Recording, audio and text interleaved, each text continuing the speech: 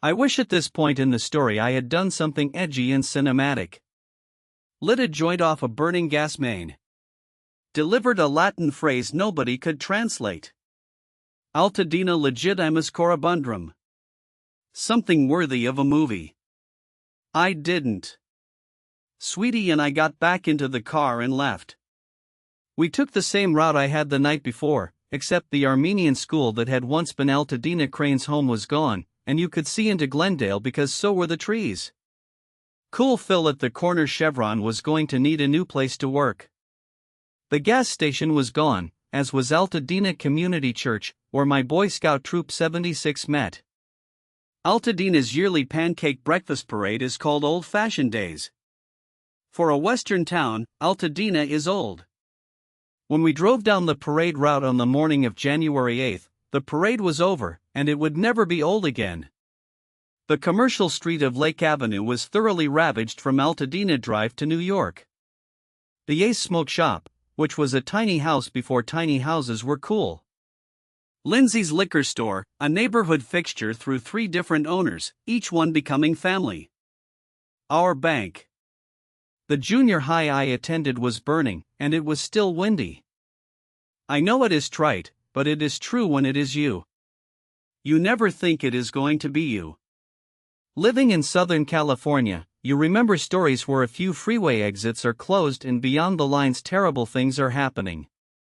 This was our time to drive out of it, not drive by it. We returned to Mom's house in View Park, into a town that, despite the smoke and the news, was behaving normally. We watched the disaster from the very comfortable space Mom kept for visitors and for us. The scale was breathtaking. One news report started at the top of Highland and panned across 1255 to begin its segment on how Altadena had taken a punch. We connected with family on social media and with each other on the phone. My daughter and grandsons lived 2 blocks from the line of destruction. Her in-laws saw structures burn across the street. Everybody was physically fine. No one was injured. Many of my neighbors in Altadena had been. When I woke on January 9th, I was like a boxer still answering the bell. I opened the app from my employer, Swing Education, saw an attractive class, and took it. I began my familiar routine of getting ready when I imagined a kid being reminded of the fire, and I began to projectile cry. I was not thinking correctly, even accepting the job. I had worked about 280 dates at 140 schools and had never called one off on my own. But I did that day. I called Swing to cancel and told them I lived in Altadena. Swing Education responded with what would become a theme of Evacuee Diary, human kindness and understanding. Not only did they understand, they asked me to accept a $100 gift card and to please take all the time I needed.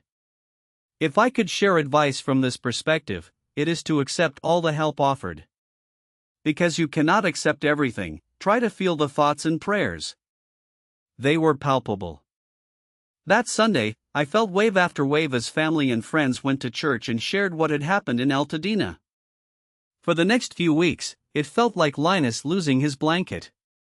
The enormity would hit, and we would feel woozy. Then we would remember everyone was all right and we were only missing things, and stability would return. Then I would remember that the notebook my coach had filled with notes from my games was gone too, and the blanket would be snatched away again. I wrote haiku. We began dealing with claims adjusters. I decided I wanted a new car. Don't make war on tears. Battles are for enemies. Tears transmute the pain.